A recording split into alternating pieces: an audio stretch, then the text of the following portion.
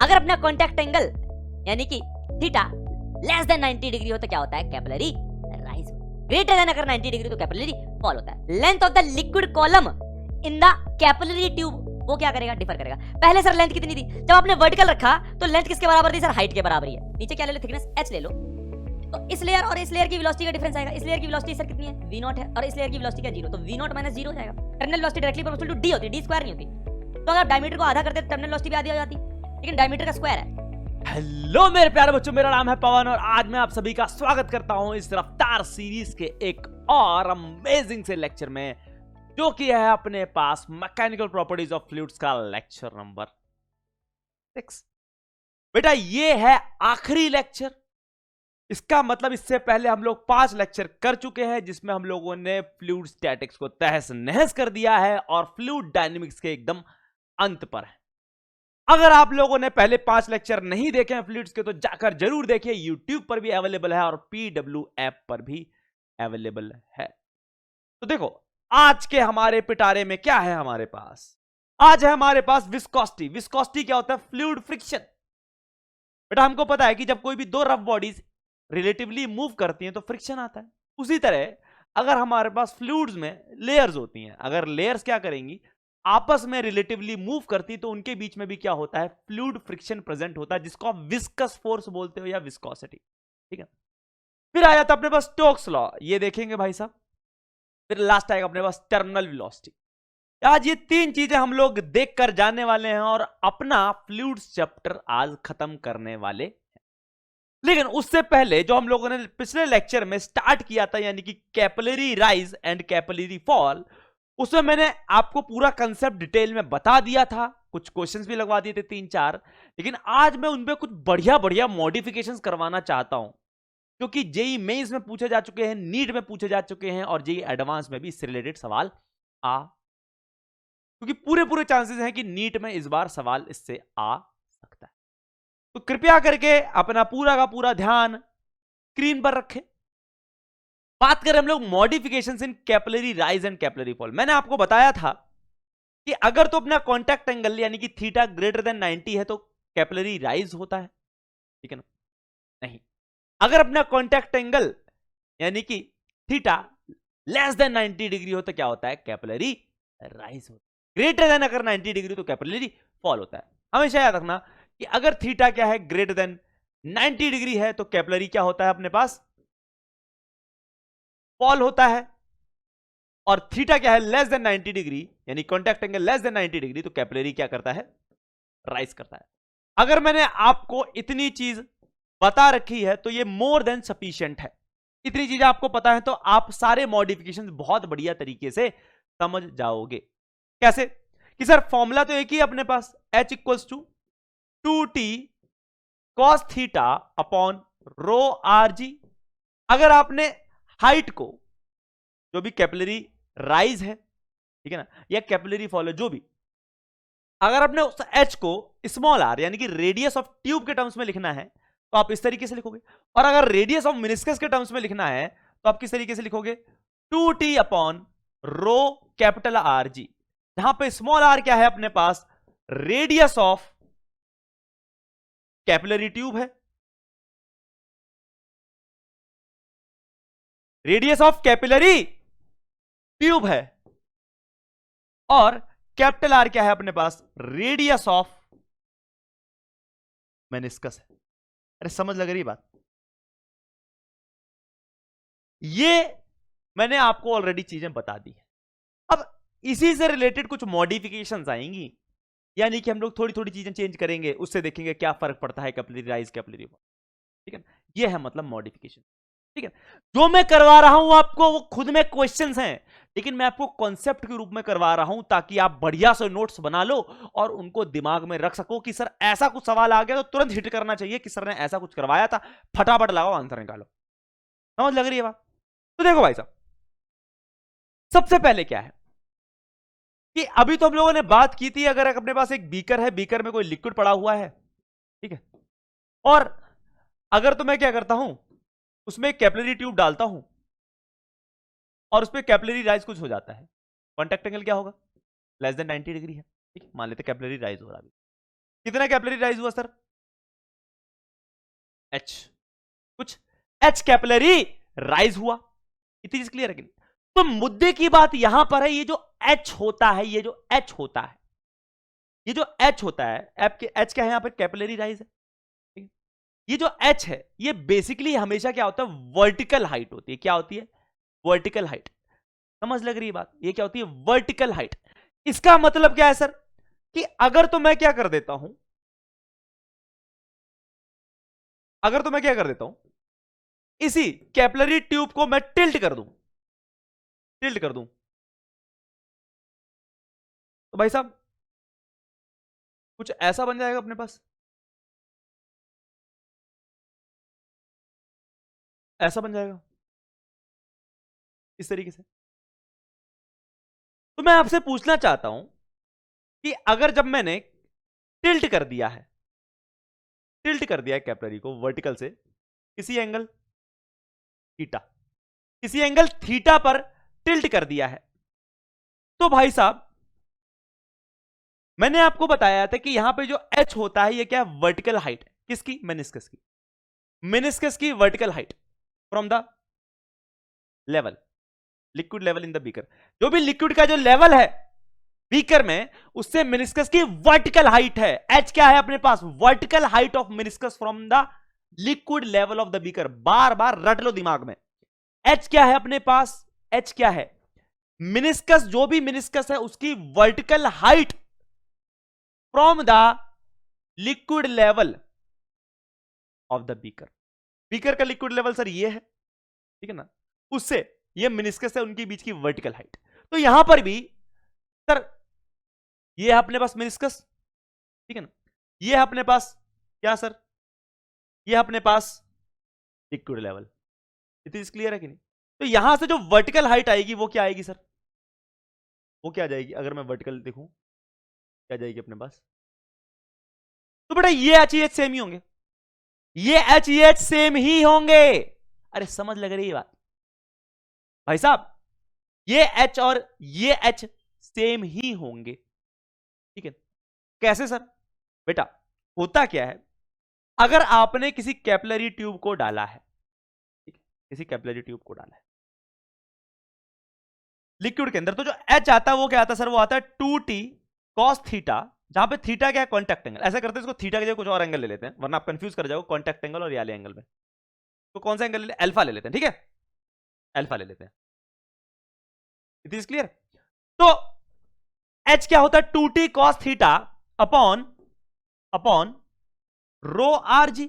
अब एक चीज बताओ, ये जो एच है, क्या ये कहीं से भी इस चीज पर डिपेंड कर रहा है कि आपकी जो कैपिलरी ट्यूब है वो सीधी सीधी है कि टिल्टेड है? कहीं पर है? कहीं अल्फा पे डिपेंड कर रहा है क्या? इस अल्फा पे डिपेंड कर रहा है क्या? तो क्यों नहीं कर रहा? क्योंकि ये जो एच है ये क्या है? Vertical, vertical height of meniscus from liquid level of the beaker. Beaker के लिक्विड लेवल से जो वर्टिकल हाइट है वो है अपने पास क्या? एच है। समझ लग रही है बात? लिक्विड लेवल से जो वर्टिकल हाइट है मेनिस्कस की वो क्या है अपने पास? एच है, जो कि अल्फा पे डिपेंड ही नहीं कर रहा, नहीं कर रहा ना? इतनी चीज क्लियर है कि नहीं? तो इसका मतलब अगर आप ऐसे रखोगे तो हाइट एच है, तो अगर आप टिल्ट भी कर दोगे ना, तो लिक्विड लेवल से मेनिस्कस की जो वर्टिकल हाइट आएगी वो भी क्या आएगी? एच आएगी। यानी कि ये एच सेम है। तो सर डिफर कहां करेगा? डिफर मैं बताता हूं क्या करेगा। Length of the liquid column, length of the liquid column in the capillary tube, वो क्या करेगा? डिफर करेगा। पहले सर लेंथ कितनी थी? जब आपने वर्टिकल रखा तो लेंथ किसके बराबर थी सर? हाइट के बराबर ही है। जो लेंथ है, लेंथ, लेंथ है लिक्विड कॉलम की कैपिलरी ट्यूब में, length of the liquid column in the capillary tube is equal to height. लेकिन यहां पर हाइट तो वही है, लेकिन जो लेंथ है वो चेंज हो गई। लेंथ सर क्या है? दिखा दो बना के। बेटा मैं वो टर्म्स यूज कर रहा हूं बोलने में जो कि एक्चुअल में बोली जाती हैं, ऐसी पेपर में लिखी आएंगी कि length of the liquid column in the capillary tube. आप घबरा मत जाना कि सर बोल क्या दिया इसने। ठीक है ना। तो यहां पर क्योंकि वर्टिकल था, जो लेंथ है वो हाइट के बराबर ही है, लेकिन यहां पर जो लेंथ है वो ये है, हाइट ये है, लेंथ मान लेते हैं एल। अपने को फाइंड क्या करना है, एल फाइंड कर। तो अपने से पूछेगा कि बताओ अगर मैंने अल्फा से कर दिया है टिल्ट वर्टिकल से, तो बताओ length of the liquid column in the capillary tube क्या होगा। तो आप कुछ नहीं करोगे, सर अगर ये एच था तो ये भी एच है, यानी कि एच की वैल्यू यही रहेगी। थीटा क्या है, कॉन्टैक्ट एंगल, टी क्या है, सरफेस टेंशन, रो क्या है, डेंसिटी, आर क्या है, रेडियस ऑफ ट्यूब, जी क्या है, एक्सेलरेशन ड्यू टू ग्रेविटी। भाई साहब ये चीज यहां पर डिट्टो सेम की सेम आएगी। तो सर एल क्या हो जाएगा, अब एक चीज बताओ, ये अगर एल है तो एल कॉस अल्फा ही तो क्या होगा अपने पास, एच के बराबर। एस तो सर पता ही है, तो एच बटा कॉस अल्फा ही तो आंसर होगा। यानी कि एस तो कितना था, 2t कॉस थीटा बटा रो आर जी, और उसको किससे डिवाइड कर दो, कॉस अल्फा से डिवाइड कर दो। अरे सर यही तो था, यही तो था, यही तो पूछा गया था। अरे समझ आया, अगर समझ आया तो कमेंट्स में बताना भाई। अगर आपको पल्ले पड़ा हो क्या बोला है तो कमेंट्स में जरूर बताना कि भाई साहब आपको ये समझ आया कि length of the liquid column in the capillary tube और वर्टिकल हाइट में आपको डिफरेंस पता चला हो तो जरूर। बड़ा अच्छा सवाल है, 2 बार जेई मेंस 1 बार जेई एडवांस पूछ चुका है, आ सकता है। कुछ टफ है क्या, नहीं है, समझ लग रही है बात। तो भाई साहब अब देखो, एक सवाल कर लें इसी बात पे, ताकि तुमको भी संतुष्टि हमको भी संतुष्टि, संतुष्टि बहुत जरूरी है। Water rise in a vertical capillary tube up to a length of 10 centimetre. अगर कैपिलरी ट्यूब क्या है वर्टिकल, तो कितनी लेंथ तक जाता है वाटर, 10 सेंटीमीटर तक, ठीक है ना। यानी कि जो वर्टिकल हाइट है वो कितनी है, 10 centimetre. If the tube is inclined at 45 degree, अगर ट्यूब को 45 डिग्री एंगल पे इंक्लाइन कर दिया गया, the length of water rise in the tube, तो पूछा है कि कितना वाटर की जो लेंथ है वो ट्यूब में राइज करेगी, वर्टिकली नहीं। अरे वर्टिकली तो 10 ही करेगी ना, वर्टिकल तो हमेशा कितनी करेगी, 10 करेगी। वो किसमें पूछ रहा है, ट्यूब में कितनी लेंथ आएगी वाटर की, अगर मैं क्या करूं उसे 45 डिग्री से टिल्ट कर दूं।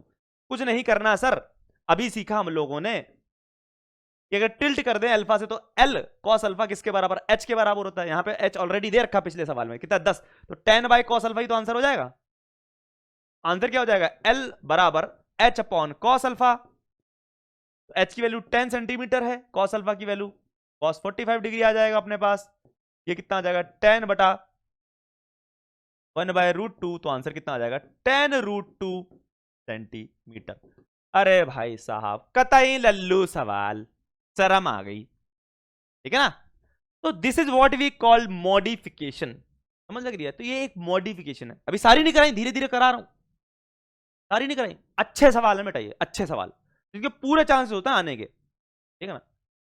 और अगर आपको ये सब याद है, आपने एप्लीकेशन कर रखी, तो मैं बताऊं आपके पास एक एक्स्ट्रा एज होता है अच्छे सवालों को करने का, ठीक है ना। यहां पे बहुत चांसेस होते हैं कि बच्चा सवाल गलत कर दे। बच्चा पता क्या कर देता है, मैं बताऊं, वो कर लेता पता है, लेकिन गलती में क्या कर देता है, इनटू कॉस अल्फा कर देता है। वो क्या कर देता है, इनटू कॉस अल्फा, जबकि आना क्या है, डिवाइड बाय कॉस अल्फा। समझ लग रही है, चल। तो देखो, अब देखो और क्या मॉडिफिकेशन, सर जी देखो,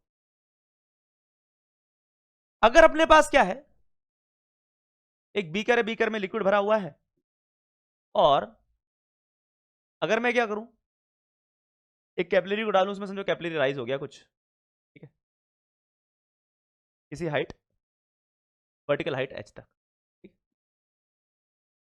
किसी वर्टिकल हाइट एच तक क्या हो गया, कैपिलरी राइज हो गया, और इसको मैं क्या करता हूं, ए एक्सेलरेशन से ऊपर लेके जाता हूं। तो बताओ एच में क्या फर्क आएगा, एच में कोई फर्क आएगा कि नहीं आएगा, बिल्कुल आएगा, क्योंकि एच इक्वल टू क्या होता है, 2t cos theta upon rho r जी होता है। भाई साहब जी क्या है, एक्सेलरेशन ड्यू टू ग्रेविटी। याद करो जब आप लिफ्ट में होते थे, लिफ्ट ए एक्सेलरेशन से ऊपर जाती थी, तो आपकी जी इफेक्टिव कितनी जाती थी, ई प्लस ए, आपको भारी महसूस होता था। यहां पर भी वही होगा, यहां पर क्या हो जाएगा, ऊपर जा रही है ए एक्सेलरेशन से, तो ये कितना हो जाएगा, जी प्लस ए, यानी कि जो एच हो जाएगी वो डिक्रीज हो जाएगी, एच क्या हो जाएगी, डिक्रीज हो जाएगी। सिमिलरली सिमिलरली अगर मैं क्या करूं, एक कैपिलरी ट्यूब में कैपिलरी राइज हो और उसको क्या करते हो आप ए एक्सेलरेशन से नीचे लेके जाते हो, तो बताओ हाइट में क्या फर्क पड़ेगा? ऑब्वियसली बात इंक्रीज कर जाएगी, क्योंकि यहां पर जब जी इफेक्टिव जी प्लस ए हुआ था, इसमें क्या हो जाएगा जी माइनस ए। वही रीजन है सूडो फोर्स। तो h is equal to 2t cos theta upon rho r g minus. इतनी चीज क्लियर है? तो एक सवाल आपको क्लियर हुआ क्या है? ये एक और मॉडिफिकेशन थी, एक और मॉडिफिकेशन। तो इस टाइप का सवाल आएगा, आप कर लोगे, मुझे पता है, पूरा भरोसा कि आप कर लोगे। चलो देखो नेक्स्ट। अब देखो एक बहुत बेहतरीन सवाल आता है, बहुत ज्यादा बेहतरीन। कहता है तोड़ू क्या है सर? मान लो क्या है, अपने पास एक बीकर है। बीकर के अंदर आपने क्या किया, एक कैपिलरी डाली, कैपिलरी ट्यूब डाली। ये जो कैपिलरी ट्यूब थी, ये जो कैपिलरी ट्यूब थी, इसकी जो खुद की लेंथ थी, खुद की जो लेंथ थी वो थी कुछ 12 सेंटीमीटर। और मान लो जब आपने इसमें डाला लिक्विड में, इसमें जो कैपिलरी राइज कर गया वो कुछ कर गया 10 सेंटीमीटर। गुड क्वेश्चन है बेटा।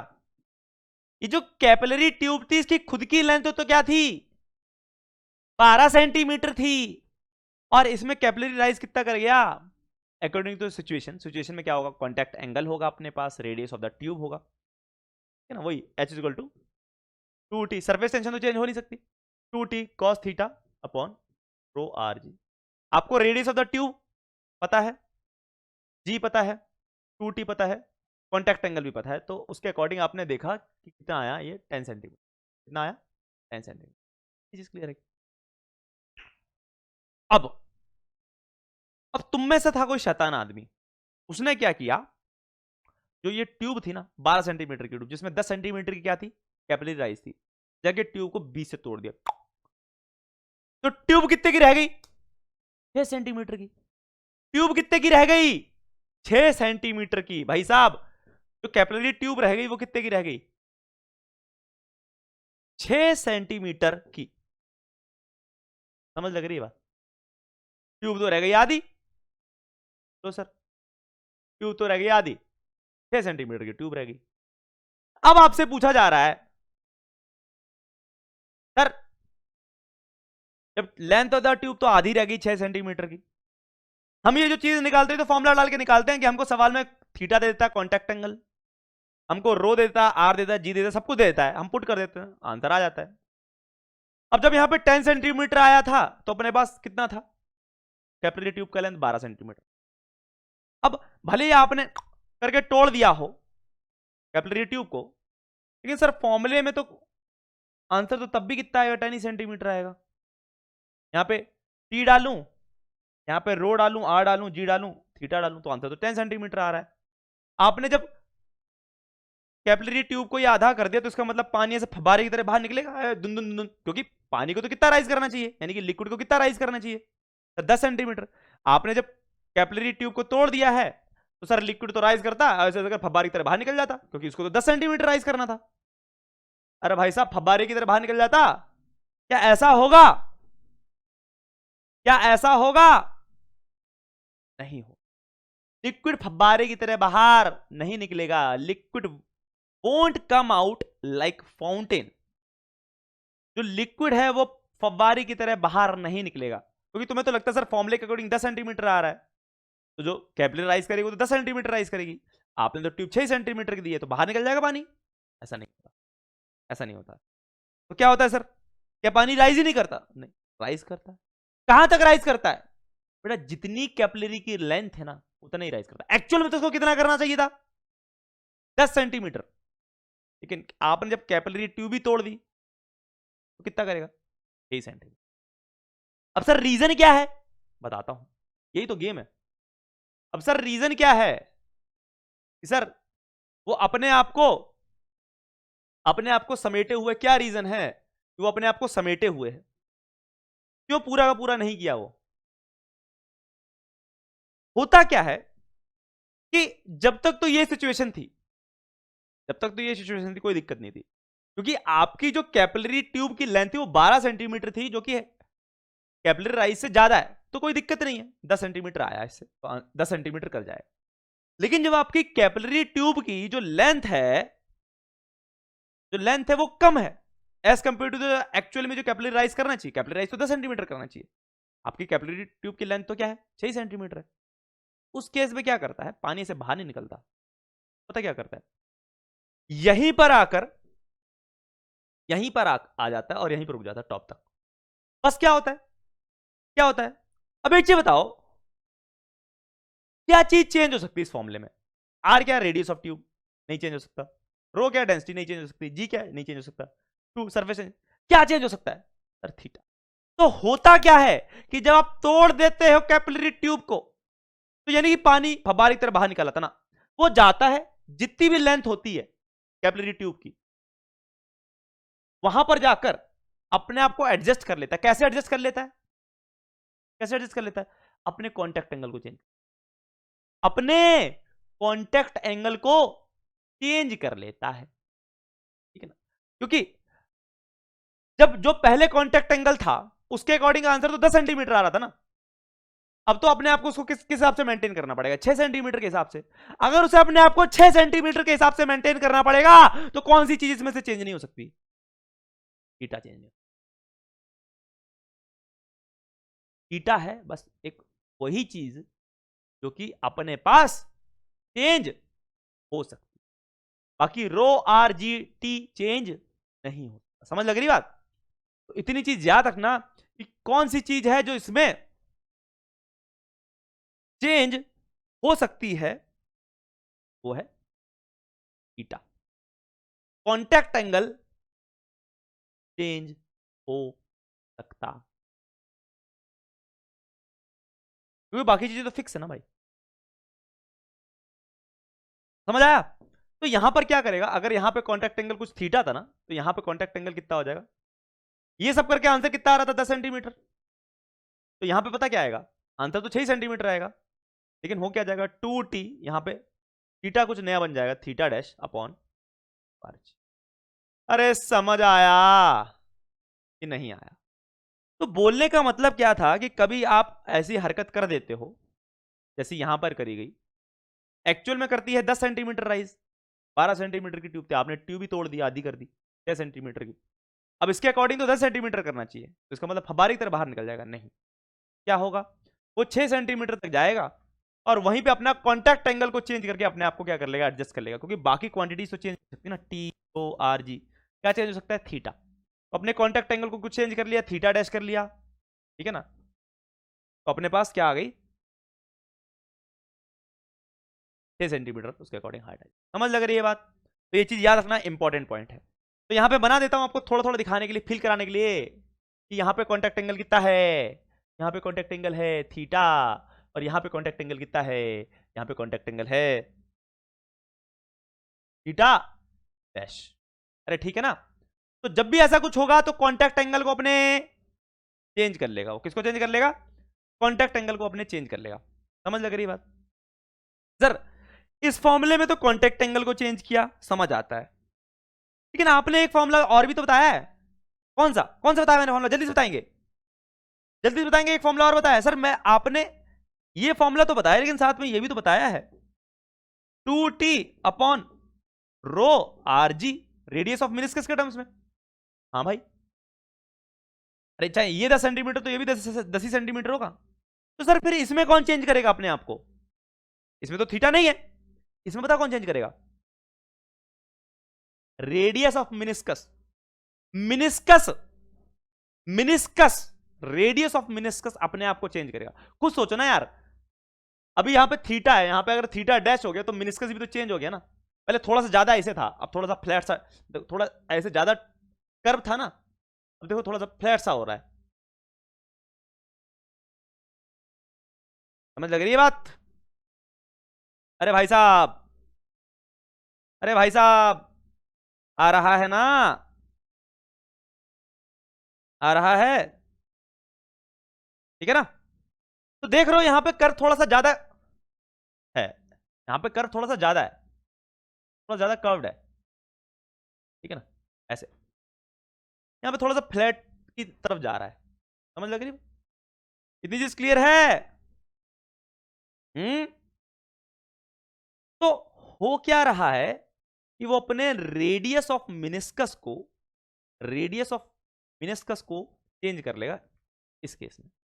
अगर आप कांटेक्ट एंगल के रूप में बात करना चाहो तो ऐसे बोल सकते हो कि कांटेक्ट एंगल को चेंज कर सकता है, अगर इस फॉर्मूले के अकॉर्डिंग बात करोगे तो कांटेक्ट एंगल को चेंज। लेकिन अगर इस फॉर्मूले के अकॉर्डिंग बात करोगे तो किसको चेंज करेगा? रेडियस ऑफ मिनिस्कस को, यानी कि यहां पे 6 सेंटीमीटर ही रहेगा, बस 2t upon rho R dash G. समझ लग रही बात? अब देख के बता सकते हो कि सर जो रेडियस ऑफ मिनिस्कस है वो हाइट के क्या है, इनवर्सली प्रोपोर्शनल। तो बताओ, हाइट तो 6 सेंटीमीटर है, पहले 10 थी, तो यहां पर रेडियस ऑफ मिनिस्कस बढ़ा होगा कि घटा होगा? बढ़ा होगा। आर डैश क्या है? ग्रेटर देन पुराने वाले रेडियस ऑफ मिनिस्कस। अगर आपको ये चीजें समझ आई, अच्छी चीजें हैं, तो बताना जरूर, ठीक है ना। मैंने दोनों तरीके से बता दिया आपको, इस फॉर्मूले से, इस फॉर्मूले से, इस फॉर्मूले के अकॉर्डिंग थीटा चेंज कर रहा होगा, इस फॉर्मूले के अकॉर्डिंग रेडियस ऑफ मिनिस्कस। समझ लग रही बात? समझ लग रही है बात? क्योंकि बेटा जब अपने आप को एडजस्ट करेगा ना तो ये थोड़ा सा फ्लैट होने लग पड़ता है, तो जो थीटा है वो भी चेंज करता है और रेडियस ऑफ मिनिस्कस भी चेंज करता है। तो इस फॉर्मूले के अकॉर्डिंग थीटा कर रहा है, इस फॉर्मूले के अकॉर्डिंग रेडियस ऑफ मिनिस्कस कर रहा है, ठीक है। तो उम्मीद है आप लोगों को बात समझ आई होगी। अब देखो,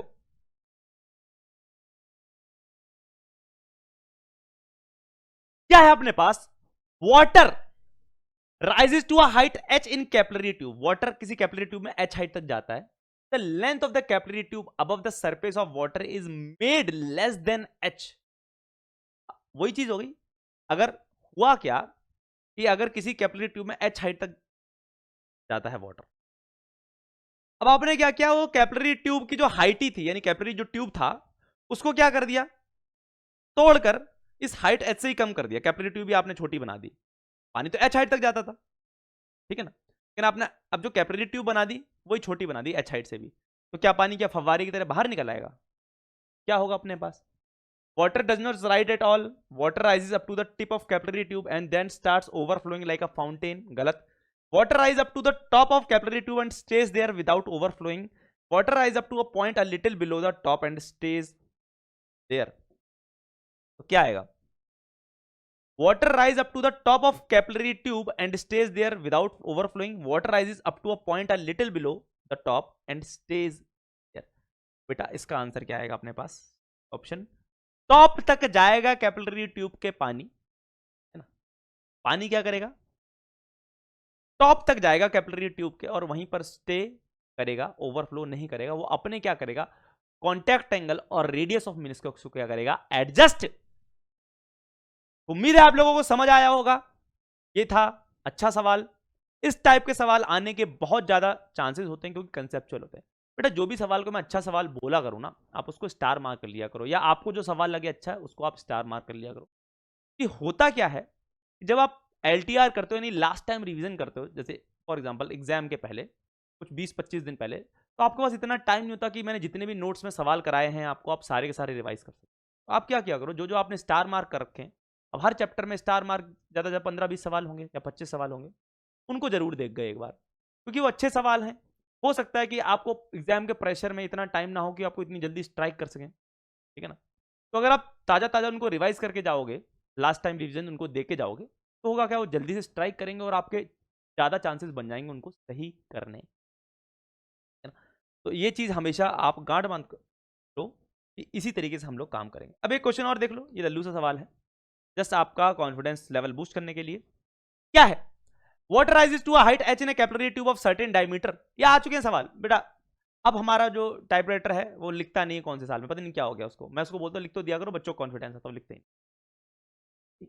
Water rises to a height h in a capillary tube of certain diameter. This capillary tube is replaced by similar tube of half the diameter. Now the water will rise to a height of। आसान सा question है, जल्दी से कर दो। h कितना है अपने पास, 2t, cos theta upon rho r जी। हमको पता जो एच है वो क्या है अपने पास, इनवर्सली प्रोपोर्शनल टू आर है, रेडियस ऑफ द ट्यूब। पहले पानी क्या करता है, एच हाइट तक राइज करता है किसी कैपिलरी ट्यूब में। अब आपने क्या किया, कैपिलरी ट्यूब को रिप्लेस कर दिया किस कैपिलरी ट्यूब से, जिसका जो डायमीटर वो हाफ है, तो रेडियस भी कितना हो जाएगा, हाफ हो जाएगा। रेडियस भी कितना हो जाएगा, हाफ हो जाएगा ना।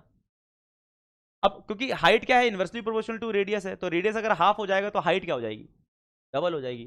कितनी हाइट तक राइज करेगा, 2h हाइट तक राइज करेगा। अब देखो एक मेरा वाला सवाल, ठीक है ना, एक गुड क्वेश्चन आपके लिए होमवर्क। बेटा ये जितने भी चीजें कराए थे खुद में क्वेश्चन थे, जो कंसेप्ट कराए खुद में क्वेश्चन है, ये सारे आ चुके हैं एग्जाम्स में, बढ़िया बढ़िया एग्जाम्स में, ठीक है ना। तो मेरी तरफ से एक गुड क्वेश्चन,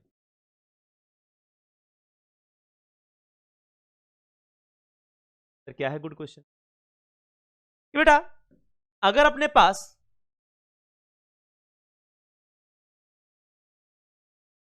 एक बीकर है, उसमें क्या है अपने पास एक कैपिलरी ट्यूब है, और उसमें क्या है कैपिलरीराइज हो रखी है किसी हाइट h तक।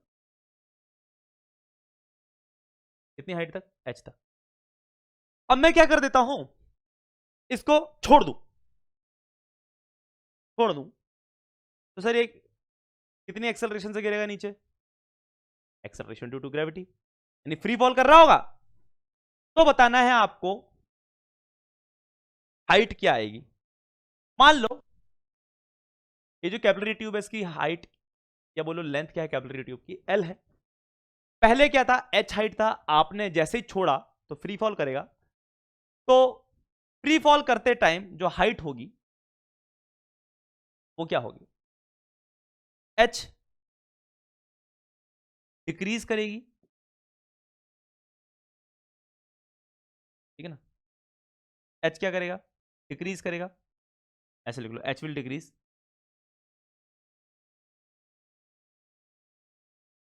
दूसरा ऑप्शन h इंक्रीज करेगा, ठीक है, h इंक्रीज करेगा एंड विल ओवरफ्लो हो जाएगा। तीसरा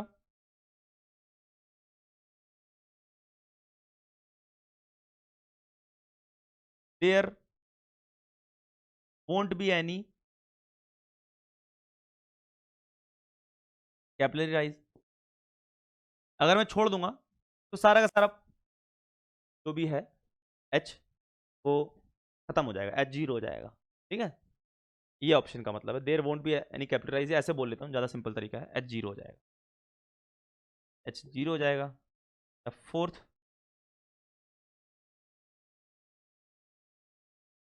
h is equal to infinity, ठीक है। और फिफ्थ क्या दो, h इज इक्वल, 5 ऑप्शन दिए इस बार मैंने। कितना ऑप्शन, 5 ऑप्शन। पहली बार आपने देखा होगा सर 5 ऑप्शन, ठीक है ना। देखते हैं, h विल डिक्रीज का मतलब जो अभी h है उससे कम होना, कम हो जाएगा। h इंक्रीज का मतलब जो भी h है उससे ज्यादा, ओवरफ्लो का मतलब बाहर निकल जाएगा। h इक्वल टू जीरो का मतलब जीरो हो जाएगा, h इक्वल टू इन्फिनिटी का मतलब बुम बुम बुम, है ना। या फाइनल में answer h equal to l हो जाएगा, कि लेंथ ऑफ द कैप। आपको बताना है, गुड क्वेश्चन, होमवर्क क्वेश्चन। थोड़ा ऐसे सवाल आने के बहुत ज्यादा चांसेस होते हैं, कंसेप्चुअल होते हैं, वो आपका कंसेप्ट पकड़ता है। एक सवाल मैं आपको कराना चाहता हूं, ये भी सवाल अच्छा क्वेश्चन है, गुड क्वेश्चन। कौन सा question, good question. Good question क्या है, ये आपको मैं दूंगा नहीं, क्योंकि मुझे पता है कि बहुत लोग, बहुत कम बच्चे इसका आंसर दे पाएंगे। क्वेश्चन क्या है, सर अपने पास एक, तो मैं कितनी मॉडिफिकेशंस करा रहा हूं, वैरायटी वैरायटी, ये सब खुद में क्वेश्चन है, ठीक है। तो कोई ये रोना मत गाना कि सर क्वेश्चन नहीं कराया, बेटा ये खुद में क्वेश्चन है। अब मैं वही क्वेश्चन के रूप में लिख देता, ठीक है, तो मुझे पता है क्वेश्चन के रूप में अगर कोई चीज लिखो ना तो क्वेश्चन में ही रह जाती है, तुम लोग देखते नहीं, तुम बस क्या करते हो, जाके थ्योरी थ्योरी पढ़ते हो रिवाइज करते टाइम, ठीक है। तो कम से कम इनको कंसेप्ट के रूप में लिखवा दिया, तो कम से कम जब रिवाइज कर रहे हो तो पढ़ तो लोगे एक बार। देखो बेटा क्या है अपने पास, अगर अपने पास एक ट्यूब है, कैपिलरी ट्यूब आपने डाली किसी लिक्विड में, तो मैं कैपिलराइज किया कुछ गया। अब मैं क्या करता हूं, समझो एच हाइट तक मैंने क्या किया, एक पिन होल कर दिया, एक छोटा सा छेद कर दिया यहां पर। सवाल है, सवाल सवाल क्या है सर, सवाल क्या है सर, सवाल यह है क्या इस छेद में से पानी बाहर आएगा, क्या इस छेद में से पानी बाहर आएगा, अगर आएगा तो क्यों आएगा, अगर नहीं आएगा तो क्यों नहीं आएगा। 1 मिनट लो, वीडियो को पॉज करो और सोच, करो करो करो, खुद बुद्धि लगाओ बेटा। जो डेरिवेशन इसकी कराई थी ना उसी से है कुछ, इसलिए डेरिवेशन कराई थी प्रॉपर अच्छी तरीके से। 1 मिनट बुद्धि लगाओ, चमकेगा बेटा चमकेगा, पक्का चमकेगा, खुद चमकेगा कि पानी बाहर आएगा कि नहीं आएगा, अगर आपने डेरिवेशन सही से समझी हो। तो अब देखो इसका जो आंसर है, no water will flow out from pin hole, pin hole से कोई भी पानी बाहर नहीं आएगा। समझ लग रही है बात, इज क्लियर है कि नहीं, कोई भी पानी बाहर नहीं आएगा, कोई भी पानी बाहर नहीं आएगा इस pin hole, this is clear है। तो सर क्यों नहीं आ रहा, एक चीज समझना, बाहर क्या है सर, बाहर साहब जी एटमॉस्फेरिक, यहां पर क्या था सर, सर यहां पर पी नॉट था, तो सेम लेवल प्रेशर सेम रहता, तो यहां पर भी पी नॉट बोल सकता हूं। सर यहां पर पी नॉट, यहां पर पी नॉट, जस्ट नीचे क्या था मैंने आपको करवाया था, याद हो, पी करवाया था, क्योंकि ऑब्वियस ही बात अगर सरफेस ऐसी बन रही है, लिक्विड सरफेस ऐसी बन रही है, तो ये पी नॉट और ये पी इक्वल थोड़ी ना होंगे, अगर स्ट्रेट लाइन होती तो इक्वल होते। तो यहां पर पी है, अगर यहां पर पी है और यहां पर पी नॉट है, तो बीच में कहीं पी नॉट से कमी होगा ना, पी नॉट तो नीचे है, अरे प्रभु ऊपर पी नॉट है, जस्ट नीचे क्या है पी, और हमको पता है पी नॉट क्या है, पी से बड़ा है, पी नॉट क्या है, पी से बड़ा है, यानी कि जो पी है ये पी नॉट से छोटा है ना। अब यहां पर पी है, यहां पर पी नॉट है, पी नॉट तो बड़ा है ना पी से, तो अगर आप नीचे जाओगे तो ऑब्वियस बात प्रेशर क्या कर रहा होगा, इंक्रीज कर रहा होगा, लेकिन पी नॉट तो यहां जाके हो रहा है। तो इसका मतलब अगर आप इस पिन होल के लेवल तक आते हो, यहां पे कुछ प्रेशर पी डैश हो जाएगा, लेकिन वो पी डैश अभी भी पी नॉट से क्या होगा, कम, क्या होगा, कम, क्योंकि जब तक आप बॉटम तक नहीं पहुंचोगे एच हाइट ट्रेवल करके, तब तक आपका प्रेशर पी नॉट नहीं होने वाला, ये तो नीचे है। अगर आप यहां पे छेद मारते, यहां पर छेद मारते, तो यहां का प्रेशर पी नॉट, यहां का प्रेशर पी नॉट, तो भी पानी बाहर नहीं निकलता, क्योंकि प्रेशर सेम। तो सर यहां पर आपने जब छेद मारा, तो यहां पर तो प्रेशर उल्टा कम है, यहां पर तो प्रेशर उल्टा कम है, पी डैश तो कम है ना। तो मैंने आपको बताया था, मैंने आपको बताया था कि भाई साहब जो लिक्विड है वो क्या करता है, flow higher pressure to lower pressure. अब बताओ इस पॉइंट पे, इस पॉइंट पे जो प्रेशर है पी डैश है, क्या है पी डैश है, यहां पर भी सेम लेवल प्रेशर, यहां पे क्या होगा पी डैश ही होगा, तो यहां पर पी डैश, यहां पर बाहर just outside P not, P not ज्यादा है पी डैश से, क्या पानी बाहर निकल सकता है, नहीं निकल सकता ना। अगर पी डैश ज्यादा होता पी नॉट से तब निकलता, ये पानी बाहर। ये बेटा सारे कंसेप्चुअल क्वेश्चन है, सारे कंसेप्चुअल क्वेश्चन, जब कंसेप्ट अच्छे होंगे ना तभी आप ठोक सकते हो वहां पर, वरना बुड़बक बने बैठे रहोगे, है ना। अगर मजा आया हो इस क्वेश्चन में तो बताना जरूर, ठीक है। चलो इज क्लियर है।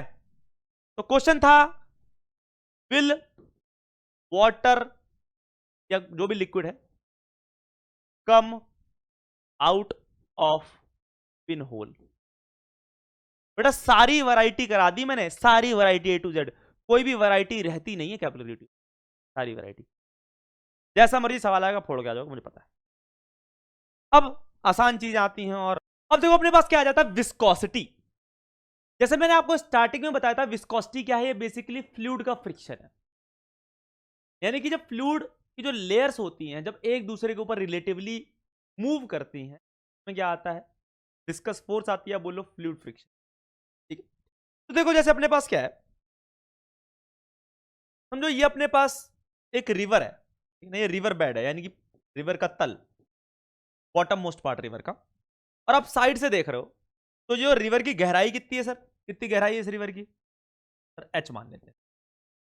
और ये जो रिवर है ये अपने पास लेयर्स में है, कैसे, समझो ये ऊपर वाली टॉप मोस्ट लेयर है, उसके बाद एक लेयर ये है, एक लेयर ये है, एक लेयर ये है, एक लेयर ये है, एक लेयर ये है, ठीक है।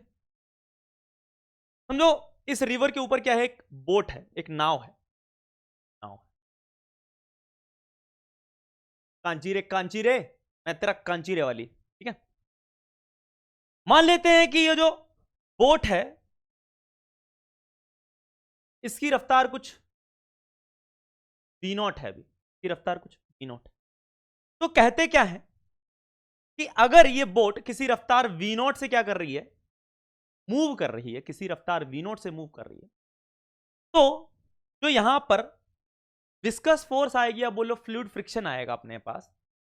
अब बोट इधर जा रही है, ठीक है ना, लेयर के रिस्पेक्ट में इधर जा रही है, तो जो फ्रिक्शन लगेगा वो किधर लगेगा भाई साहब, या बोल लो विस्कस फोर्स लगेगी किधर लगेगी, पीछे की तरफ लगेगी। अभी जो विस्कस फोर्स होती है ये सबसे पहले डायरेक्टली प्रोपोर्शनल होता है किसके, जो भी ऑब्जेक्ट का एरिया कांटेक्ट में है। कितना एरिया कांटेक्ट में सर, इतना ही एरिया तो कांटेक्ट में, ये वाला जो आपको दिखाई नहीं पड़ रहा है, एक तरह से अंदर भी होगा ना कुछ, आपको तो अभी लाइन दिखाई पड़ रही है, ठीक है। यानी कि जो भी ऑब्जेक्ट का एरिया कांटेक्ट में होगा, जो भी ऑब्जेक्ट का एरिया कांटेक्ट में होगा अपने पास लिक्विड के, है ना, directly proportional to area. It clear है कि नहीं, डायरेक्टली प्रोपोर्शनल टू क्या होगा, एरिया इन कांटेक्ट। ए क्या है, एरिया इन कांटेक्ट। फिर क्या होता है अपने पास, directly proportional to velocity gradient, velocity gradient. अब सर वेलोसिटी ग्रेडियंट क्या होता है, वेलोसिटी ग्रेडियंट का मतलब होता है अपने पास, वेलोसिटी ग्रेडियंट का मतलब होता है अपने पास dv बाय dy। अब मतलब क्या है यहां पर, होता क्या है एक्चुअल में, कि जो बोट अगर v0 रफ्तार से जा रही है, तो जो बोट के साथ में जो एकदम लेयर चिपकी हुई है उसकी रफ्तार भी क्या है, लगभग लगभग v0 ही होती है, ठीक है। तो मैं इसकी रफ्तार को भी लगभग लगभग क्या बोल सकता हूं, v0 बोल सकता हूं। लेकिन जैसे जैसे आप नीचे जाते हो वैसे वैसे रफ्तार क्या होती जाती है, हर लेयर की कम। समझो इसको सेकंड लेयर समझ लो, इसको थर्ड, इसको फोर्थ, इसको फिफ्थ, इसको सिक्स्थ, और एक लेयर क्या होगी जो कि एकदम रिवर बेड के साथ टच में होगी, और उसकी रफ्तार क्या होती है अप्रोक्सीमेटली, यानी कि वो लेयर जो कि रिवर बेड के साथ टच में है उसकी रफ्तार क्या है, अप्रोक्सीमेटली 0। और ऊपर से नीचे जो रफ्तार है लेयर्स की वो लगातार कम होती चली जा रही है। तो मैं कैसे दिखा सकता हूं, ठीक है, अगर इसकी रफ्तार v0 है तो इसकी जो वेलोसिटी प्रोफाइल जाती है ना वो कुछ इस टाइप से जाती है, देखना समझना मेरी बात को। इसकी सबसे तेज रफ्तार v0 यानी कि लगभग लगभग ऑब्जेक्ट की, यानी कि जो बोट की है। उसके बाद इसकी रफ्तार कुछ कम, की रफ्तार और कम, तो मैं देखो एरोस छोटी करते जा रहा हूं, इस वाली लेयर की रफ्तार और कम, इस वाली लेयर की रफ्तार और कम, इसकी और कम, और इसकी अप्रोक्सीमेटली 0। तो इस तरीके से हम लोग शो करते हैं वेलोसिटी प्रोफाइल, इसको कहते हैं वेलोसिटी प्रोफाइल। तो आप एरोस की हेल्प से बताते हो कि जो लेयर्स है उनकी वेलोसिटी किसकी ज्यादा किसकी कम, जितनी बड़ी एरो उतनी ज्यादा वेलोसिटी। तो देखा क्या गया कि इनकी जो वेलोसिटी वो लीनियरली डिक्रीज कर रही होती है, टॉप टू बॉटम जाओ तो लीनियरली क्या कर रही होती है, डिक्रीज होती है, लगातार डिक्रीज कर रही होती है।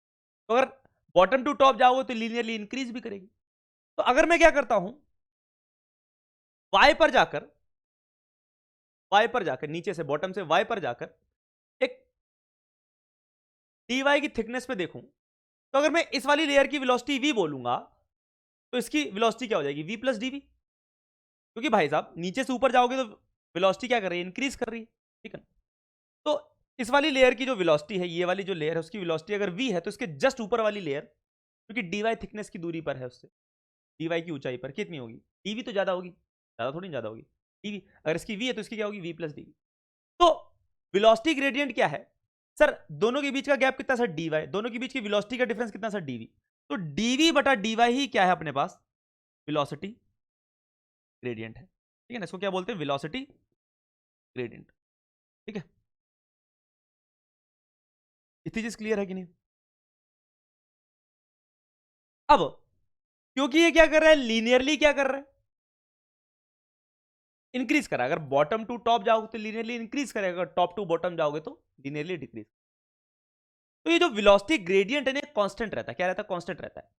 तो अगर आपने थिकनेस क्या ली है dy, तो आप इसकी वेलोसिटी और इसकी वेलोसिटी का डिफरेंस लोगोगे तो कितना आएगा? v plus dv minus v, यानी dv तो आएगा। तो dv अपॉन dy हो जाएगा। अगर अगर आप ये लेयर और इसमें की बात करो, यानी कि अगर आप थिकनेस क्या ले लो? h ले लो, नीचे क्या ले लो? थिकनेस h ले लो, तो इस लेयर और इस लेयर की वेलोसिटी का डिफरेंस आएगा। इस लेयर की वेलोसिटी सर कितनी है? v0 है, और इस लेयर की वेलोसिटी क्या? 0। तो v0 माइनस 0 हो जाएगा। तो आप dv बाई dy को आप क्या लिख सकते हो? v0 minus 0। भाई टॉप की लेयर का क्या है? v0, इसकी 0। अब टॉप लेयर और बॉटम मोस्ट लेयर की बात करो तो v0 माइनस 0 वेलोसिटी का डिफरेंस, उनके बीच की थिकनेस कितनी है सर? h है। तो आप वेलोसिटी ग्रेडियंट को dv बाई dy भी लिख सकते हो और v0 बाई h भी लिख सकते हो। v0 माइनस 0, ऊपर की लेयर की वेलोसिटी v0, बॉटम मोस्ट की 0, तो v0 माइनस 0, उन दोनों के बीच का गैप कितना है? h है। तो v0 बाई h। ठीक है ना? तो अपने पास जो वेलोसिटी ग्रेडियंट आ गया dv बाई dy, वो कितना आ गया अपने पास? एक तरह से v0 बाई h आ गया। h क्या है? एक तरह से टॉप मोस्ट लेयर और बॉटम मोस्ट लेयर के बीच का गैप है। या बोल लो कि ये जो भी लिक्विड भरा है कितनी हाइट तक भरा है, ऐसे बोल। ठीक है, इतनी चीज क्लियर है कि नहीं? समझ आया कैसे आया?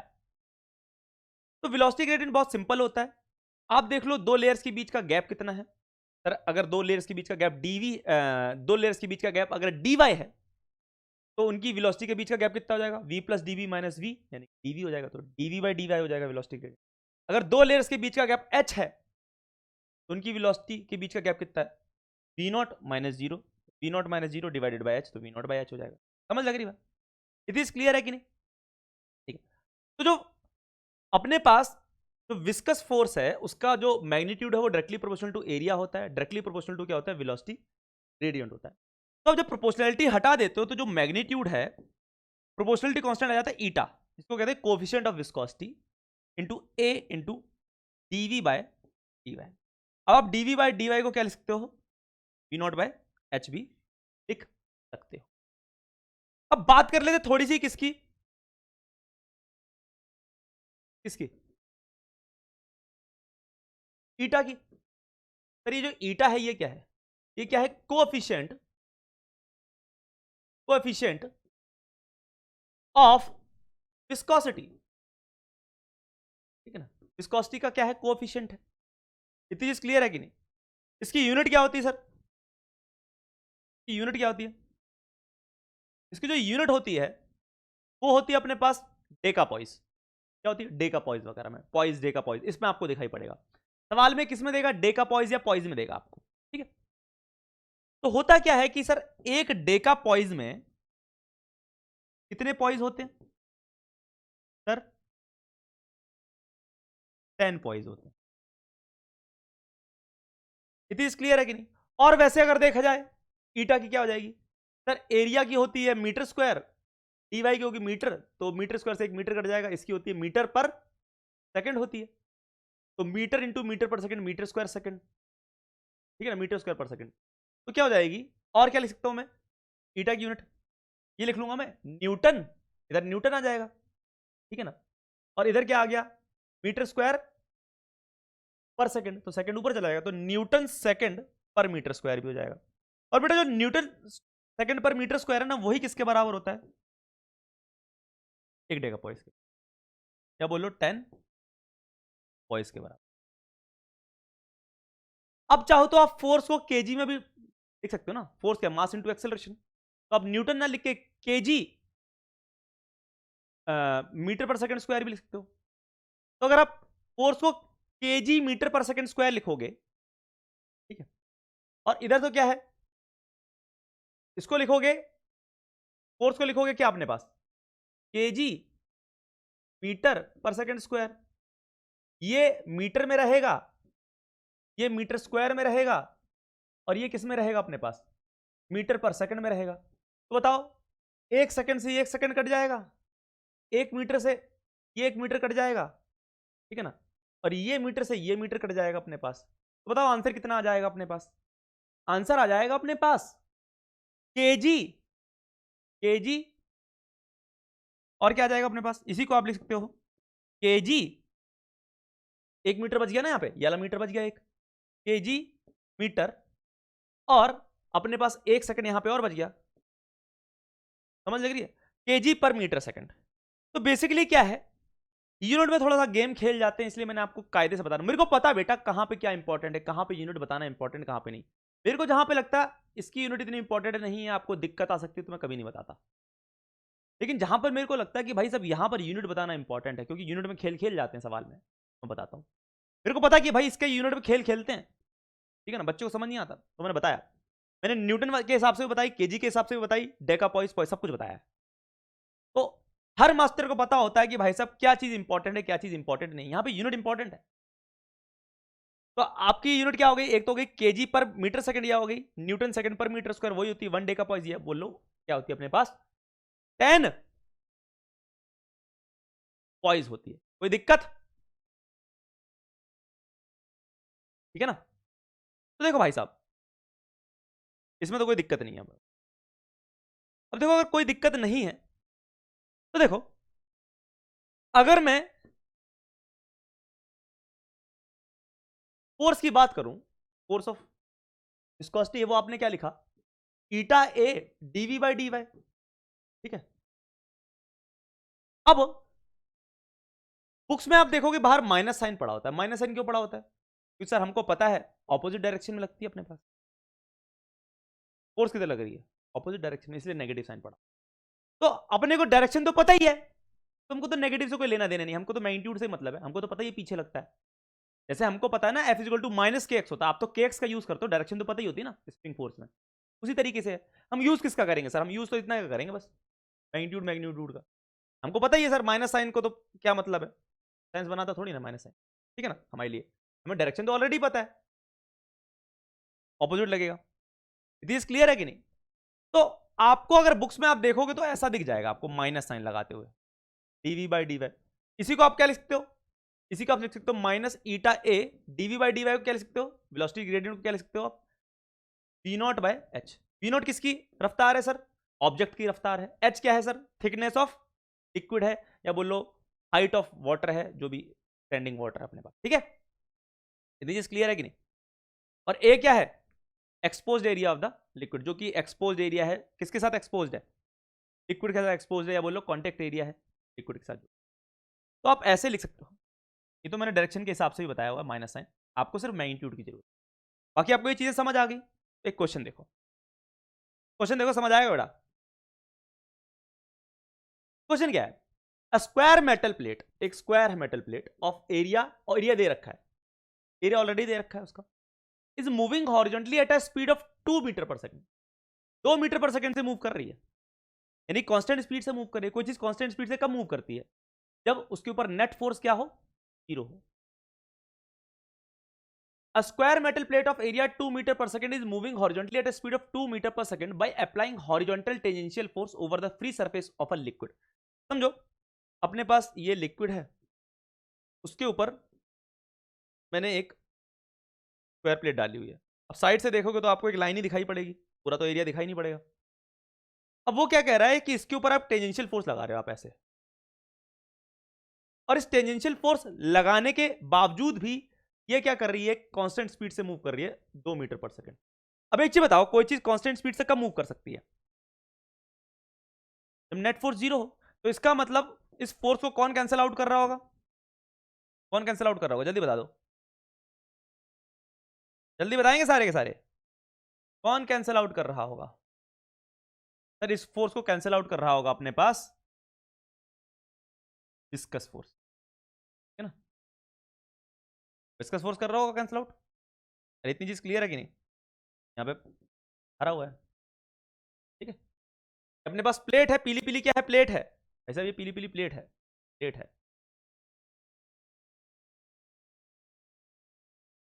इसके ऊपर आप टेंजेंशियल फोर्स ये लगा रहे हो और विस्कस फोर्स पीछे लग रहा है। अगर इसकी स्पीड कांस्टेंट है तो टेंजेंशियल फोर्स किसके बराबर होगी? विस्कस फोर्स के बराबर, ठीक है ना। अगर मान लेता हूं जो लिक्विड है उसकी हाइट h है तो किसके बराबर हो जाएगा? ईटा ए, मैं इंट्यू लिख रहा हूं, ईटा ए, रफ्तार कितनी है? 2, यानी v नॉट एक तरह से क्या हो गया? 2 हो गया अपने पास, डिवाइडेड बाई हाइट कितनी है? h कितना देखते हैं। If the depth of the liquid is 4 metre, h अपने को दे रखा है 4 मीटर, h हो गया तो v नॉट बाई h, समझ लग रही है? At the bottom is stationary then the tangential force needed, तो आपसे यही पूछा कि कितनी टेंजेंशियल फोर्स चाहिए होगी, एफ तो निकालना है। To move the plate, coefficient of viscosity कितना देखा? 10⁻³ डेकापॉइस। ईटा कितना दे रखा है? 10⁻³ डेकापॉइस। अब देखो इसका मतलब यही क्या हो गया? 10⁻³ kg पर मीटर सेकंड, ठीक है ना। या बोलो यही हो गया 10⁻³ न्यूटन सेकंड पर, सॉरी न्यूटन सेकंड पर मीटर स्क्वायर, यही तो हो जाएगा, ठीक है ना। देखो भाई साहब, न्यूटन सेकंड पर मीटर स्क्वायर, चीज क्लियर है कि नहीं? तो यहां पे पुट कर दो भाई, एफ की वैल्यू कितनी आ जाएगी? आ जाएगी ईटा की वैल्यू कितनी है? 10⁻³ एरिया कितना है? तो एरिया है 2 metre square into 2 into v naught, रफ्तार कितनी है? 2 डिवाइडेड बाय हाइट कितनी है? 4 मीटर, सब कुछ तो दे ही रखा है। तो ये 4 से ये 4 कट जाएगा तो आंसर कितना आ जाएगा? 10⁻³ न्यूटन इज द आंसर। यही टेंजेंशियल फोर्स अपने को चाहिए होगी, समझ लग रही है बात? इस तरीके से हम लोग सवाल सॉल्व करते हैं। एरिया ऑफ द प्लेट जो कि कॉन्टेक्ट में कितना दे रखा है? 2 मीटर स्क्वायर। अगर आप साइड से देखोगे तो आपको सिर्फ एक लाइन ही दिखाई पड़ेगी ना, एक साइड ही दिखाई पड़ेगी प्लेट की, पूरी प्लेट थोड़ी दिखाई, ठीक है। चलो इस तरीके से हम लोग सवाल को क्या करते हैं? अटेम्प्ट करते हैं। अब बात करते हैं हम लोग किसकी? स्टोक्स लॉ की। किसकी बात करते हैं? Stokes law. स्टोक्स लॉ जो है वो अपने पास स्फेरिकल बॉडीज के लिए ही है ना। स्टोक्स लॉ अपने पास किसके लिए है? स्फेरिकल बॉडीज के लिए, स्फेरिकल बॉडीज के लिए। क्या कहता है अपने पास कि अगर तो अपने पास कोई भी लिक्विड है,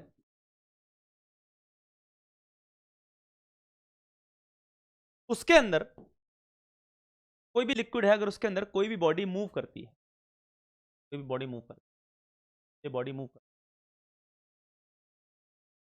है v की स्पीड से, इसका रेडियस क्या है? r।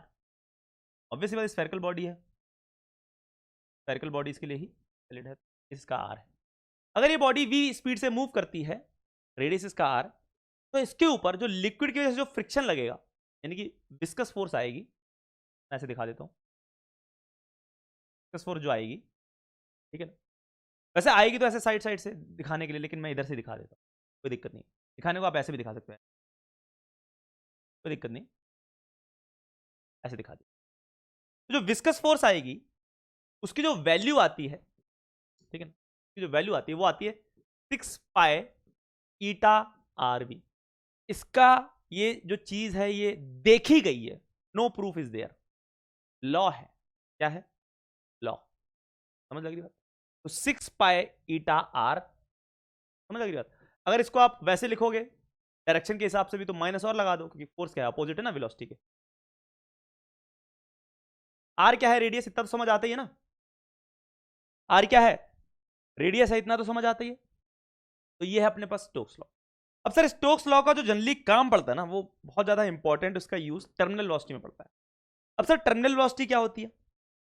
देखो बेटा, अगर तो बॉडी अपने पास किसी भी फ्लूइड में मूव करती है, ठीक है, किसी फ्लूइड में मूव करती है, तो एक टाइम बाद जाकर उसकी जो रफ्तार है वो फिक्स हो जाती है, वो चेंज नहीं करती। चाहे बॉडी फ्लूइड में नीचे जाए, चाहे बॉडी फ्लूइड में ऊपर जाए, जैसा मर्जी भी हो, एक टाइम बाद क्या होता है, उसकी जो रफ्तार होती है वो यूनिफॉर्म हो जाती है, यानी कि चेंज नहीं करती, उसकी स्पीड यूनिफॉर्म हो जाती है। अब बोलो कांस्टेंट स्पीड से मूव करने। जैसे फॉर एग्जांपल अगर मैं आपको बहुत ऊपर लेके जाऊं आपको एक प्लेन में, और वहां से आपको फेंक दूं, तो आप क्या करोगे? जब नीचे आ रहे होगे, क्योंकि एयर भी एक तरह से फ्लूइड, जब आप नीचे आ रहे होगे तो आपकी रफ्तार बढ़ती जा रही होगी, बढ़ती जा रही होगी, बढ़ती जा रही होगी। एक टाइम के बाद जाकर आपकी रफ्तार क्या हो जाएगी? फिक्स। उसके बाद जब आप नीचे गिरोगे ना, तो आपकी रफ्तार चेंज नहीं हो रही, या चेंज भी हो रहा होगा, बहुत नेग्लिजिबल चेंज हो। तो यही चीज है कि एक टाइम के बाद जो रफ्तार होती है वो क्या हो जाती है, फिक्स हो जाती है, यानी कांस्टेंट हो जाती है। अब अपने को पता है कि कांस्टेंट स्पीड कब होती है, जब नेट फोर्स क्या हो, बॉडी पर जीरो हो। जब नेट फोर्स बॉडी पे क्या हो, जीरो हो। तो ऐसी चीज है अपने पास कि समझो अपने पास एक फ्लूइड है,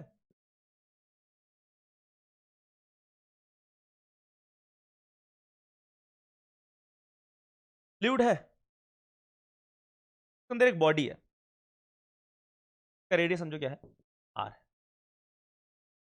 ये नीचे आए जा रही थी, आए जा रही थी, आए जा रही थी, लेकिन अब क्या हो गया है, इसकी रफ्तार क्या हो गई, कांस्टेंट हो गई।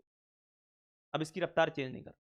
तो जो कांस्टेंट रफ्तार है, या बोल लो जो यूनिफॉर्म रफ्तार है, कांस्टेंट वेलोसिटी बोल सकते हो, यूनिफॉर्म वेलोसिटी बोल, या टर्मिनल वेलोसिटी बोल। तो टर्मिनल वेलोसिटी कुछ नहीं होता, ये एक तरह से क्या होता है, यूनिफॉर्म।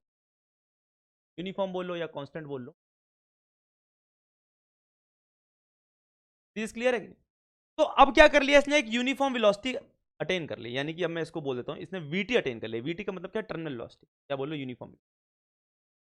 तो इसका मतलब इसके ऊपर जो लगने वाली फोर्सेस होंगी वो क्या हो गई होंगी, नेट जीरो। कौन कौन सी फोर्स लगेंगी सर, मान लेते हैं ये जिस लिक्विड में है उसकी डेंसिटी मान लेते हैं हम कितनी, रो है, ठीक है ना। और ये जो बॉडी है, डेंसिटी ऑफ बॉडी क्या है, वो मान लेते हैं सिग्मा है। रो क्या है, डेंसिटी ऑफ लिक्विड। लिक्विड की डेंसिटी क्या है अपने पास, रो है। इट इज क्लियर कि ये जो लिक्विड है, ये जो लिक्विड आपको व्हाइट व्हाइट दिखाई पड़ रहा है, उसकी डेंसिटी रो है। और ये जो बॉडी है, तो कोई भी एक स्फीयर है, ठीक है ना, उसकी डेंसिटी मैंने क्या दे रखी है, क्या दे रखी है अपने को, सिग्मा दे रखी है। जरूरी नहीं अपने पास सॉलिड स्फीयर हो, हॉलो स्फीयर भी हो सकता है, बस स्फेरिकल बॉडी होनी चाहिए। कैसी होनी चाहिए, स्फेरिकल बॉडी। क्योंकि हम लोगों ने जो टर्मिनल वेलोसिटी की बात करी वो एक स्फेरिकल बॉडी के लिए बात करी है। अब देखो, ये अगर बॉडी नीचे आ रही है, ये हॉलो स्फीयर और क्या कहते हैं सॉलिड स्फीयर में से कुछ भी हो सकता है, कोई दिक्कत नहीं है। अब देखो, अगर ये आ रही है टर्मिनल वेलोसिटी से, यानी कि इसकी स्पीड कांस्टेंट हो गई है, या बोल लो यूनिफॉर्म स्पीड हो, तो इसके वेट को कौन बैलेंस कर रहा होगा सर, कौन कौन सी फोर्सेज होंगी, एक तो फोर्स ऑफ बायंसी ये होगी, और कौन होगा सर, एक विस्कस फोर्स होगी, तो भी हम लोगों ने पढ़ा स्टोक्स लॉ के हेल्प से। एक क्या होगी, विस्कस फोर्स होगी ना, विस्कस फोर्स। तो कौन कौन सी दो फोर्सेज हैं, एफ बी और एफ वी, एफ बी और एफ वी, यही तो किसको बैलेंस कर रही होंगे, वेट को।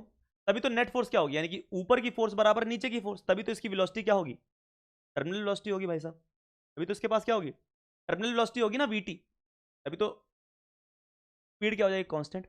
याद रखना, जब नेट फोर्स जीरो होती तभी स्पीड क्या होती, कांस्टेंट होती। अब फोर्स ऑफ बायंसी लिख दो। फोर्स ऑफ बायंसी कितनी हो जाएगी सर, फोर्स ऑफ बायंसी होती है डेंसिटी ऑफ द लिक्विड, रो है, इनटू वॉल्यूम समझड। ये तो पूरी की पूरी बॉडी समझड है, बॉडी समझ है, तो वॉल्यूम कितना है, 4/3 pi R cube to G. Density of the liquid into volume समझ इनटू जी प्लस विस्कोसिटी। अभी हम लोगों ने पढ़ा क्या होता है, 6 pi eta RV, 6 pi eta RV. बेटा माइनस साइन इसलिए नहीं ले रहे क्योंकि माइनस साइन सिर्फ डायरेक्शन को शो करता है, ठीक है ना। हमने तो डायरेक्शन शो कर दी ना ऊपर की तरफ। चीज क्लियर है कि इक्वल टू वेट। वेट कितना है सर, वेट होता है density of the body. Weight क्या होता है, एम इंटू जी ना। एम क्या होगा, डेंसिटी ऑफ द बॉडी यानी सिग्मा टू वॉल्यूम। एम क्या होता है, मास इंटू वॉल्यूम। तो वेट क्या होता है अपने पास, एम इंटू जी। एम क्या होता है, मास इंटू, जो एम होता है वो क्या होता है, डेंसिटी इंटू वॉल्यूम। वेट क्या होता है, एम इंटू जी। अरे क्या लिखता मैं यहां पर, वेट को क्या लिखता है, एम इंटू जी। मास को क्या लिख सकता था मैं, तो density into volume, density into volume into G. ये तो हो जाता है, ये मास हो जाता है जी। तो देखो डेंसिटी कितनी बॉडी की सर, सिग्मा है। डेंसिटी कितनी बॉडी की, सिग्मा है। वॉल्यूम कितना है बॉडी का, उतना ही है। कितना है, 4/3 पाई आर इंटू जी। अरे समझ आया, समझ आया क्या किया बेटा, सिग्मा इंटू वॉल्यूम तो क्या है, मास है, इंटू जी, यही तो वेट है। अब देखो क्या क्या कट रहा है, काट दो, जो जो कट रहा है काट दो। सबसे पहले पाई पाई उड़ा देते हैं, पाई पाई पाई मर लिए, ठीक है। इट क्लियर है कि नहीं। और क्या, एक आर यहाँ पे स्क्वायर रह गया, यहाँ पर भी स्क्वायर रह गया। तो अपने पास इधर से जो टर्मिनल वेलोसिटी है यानी कि वीटी, वो कितनी निकल के आ जाएगी अपने पास, इसको सॉल्व करना। ये आ जाएगी अपने पास निकल के 2/9 R square by g, R square by g sigma minus, ठीक है ना, 2/9 आर स्क्वायर बाई जी, और नीचे ईटा भी लगा दो, ईटा इंटू सिग्मा माइनस। समझ लग रही है ये बात? समझ लग रही है बात? R square into G, sorry, R square into G, तो V2 हो जाएगी, वो हो जाएगी अपने पास 2/9 R square G into sigma minus rho by, ये हो जाएगी अपने पास टर्मिनल वेलोसिटी। आपको ये चीज याद रखनी है, क्या है अपने पास, इसको सॉल्व कर लेना आराम से तसल्ली से बैठ के। आपको VT निकालना है, टर्मिनल वेलोसिटी क्या हो जाएगी, निकाल सकते हो ना, सॉल्व कर लेना, कैलकुलेशन ही तो है।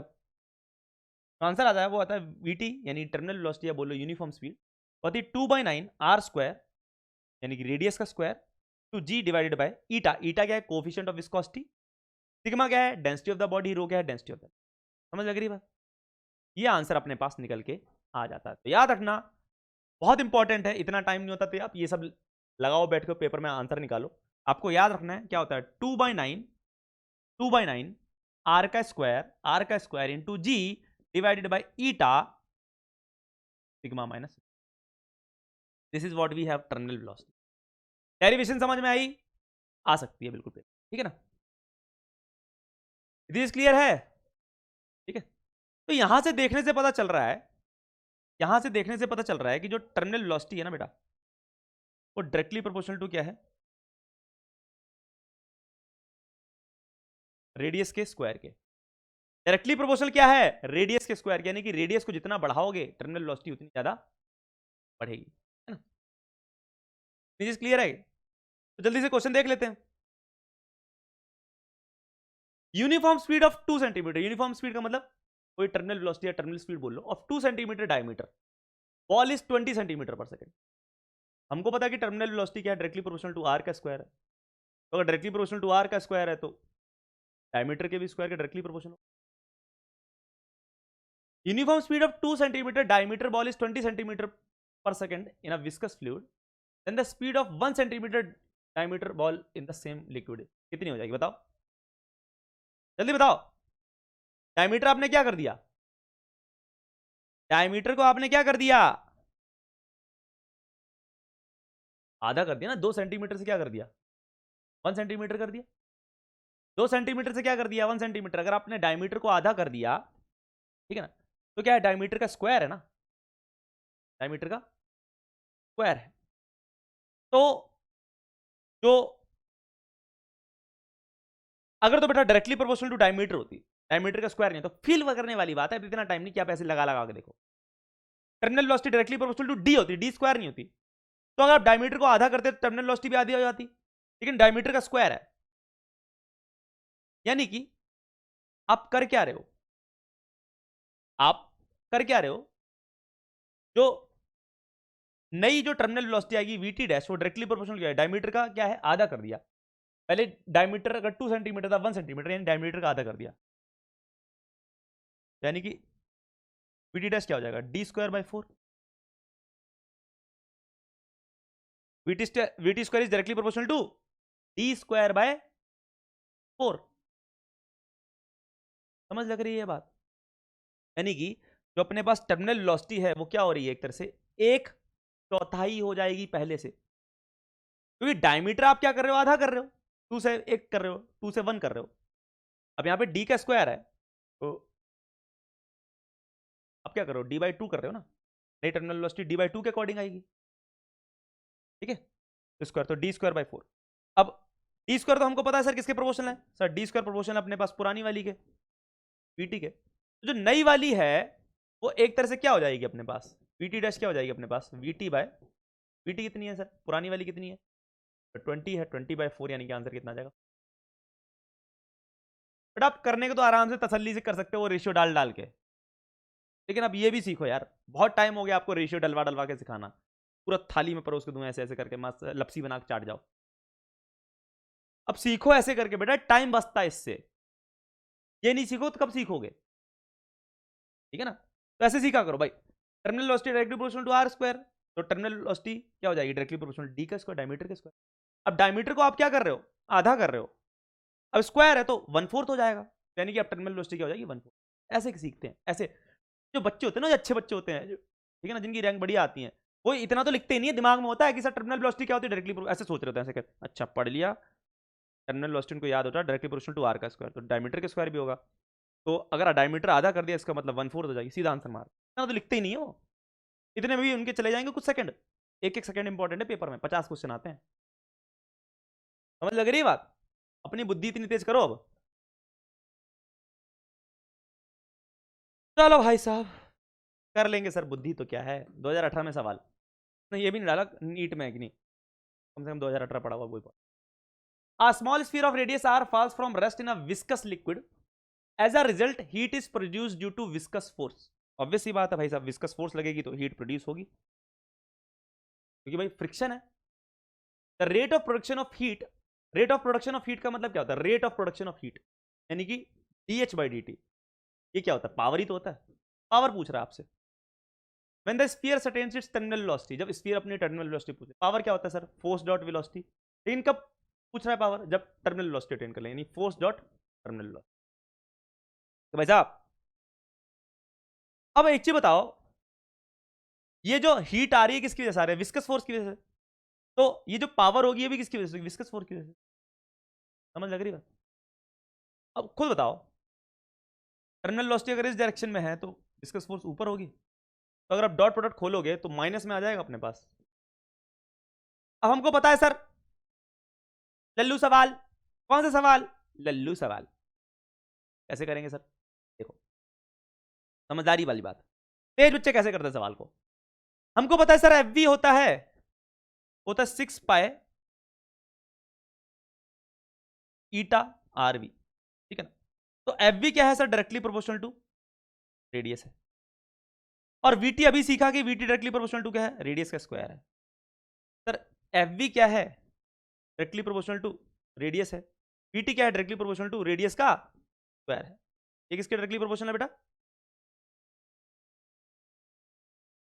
एफ वी क्या है? Directly proportional to, directly proportional का साइन कैसे बनाऊं ऐसे? समझ तो आ ही रहा ना क्या? ठीक है, तो भाई साहब एफ बी जो है वो डायरेक्टली प्रोपोर्शनल टू क्या है? आर है।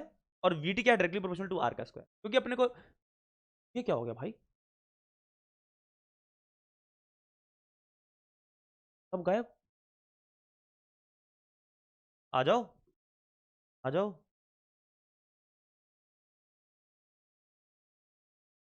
कैसा जादू हुआ? आओ। तो पहली बार देखा मैं कहीं और लिख रहा था। अरे अरे गजब, कहां से निकल रहा है ये? अरे भाई तगड़ा ही गिले चाहता कभी कभी तो।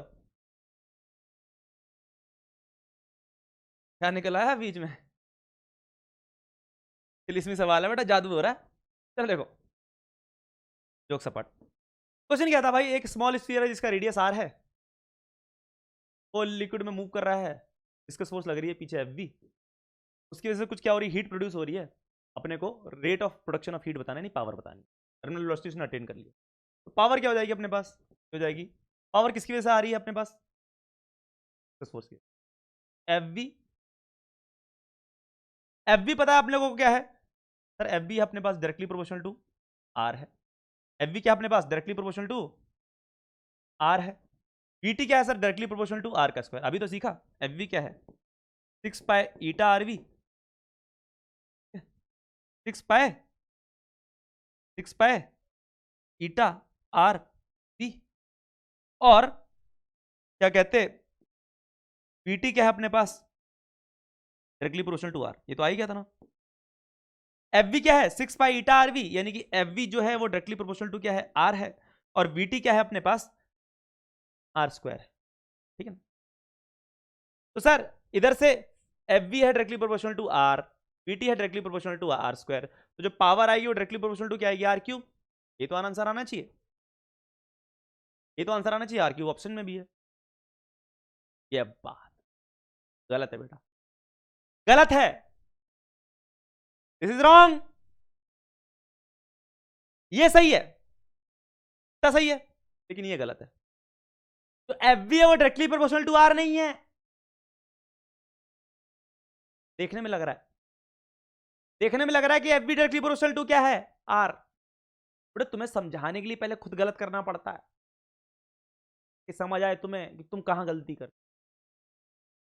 देखो बेटा, ये वी वेलोसिटी है, कौन सी वेलोसिटी है, तो बॉल की वेलोसिटी, बॉल की वेलोसिटी क्या, टर्मिनल वेलोसिटी।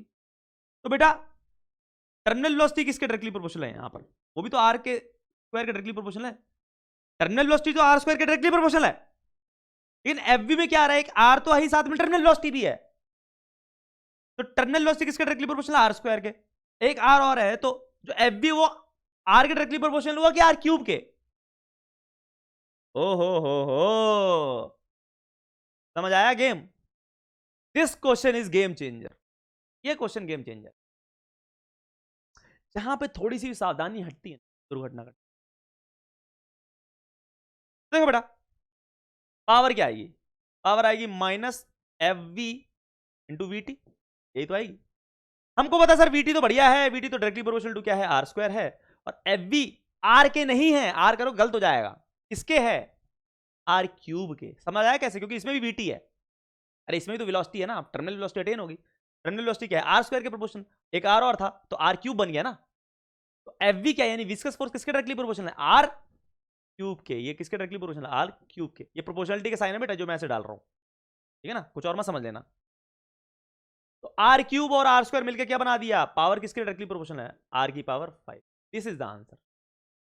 ये रॉन्ग था, ये रॉन्ग बा, आंसर इज आर की पावर। समझ आया, दिस इज गुड क्वेश्चन। कौन सा क्वेश्चन, गुड क्वेश्चन, ठीक है।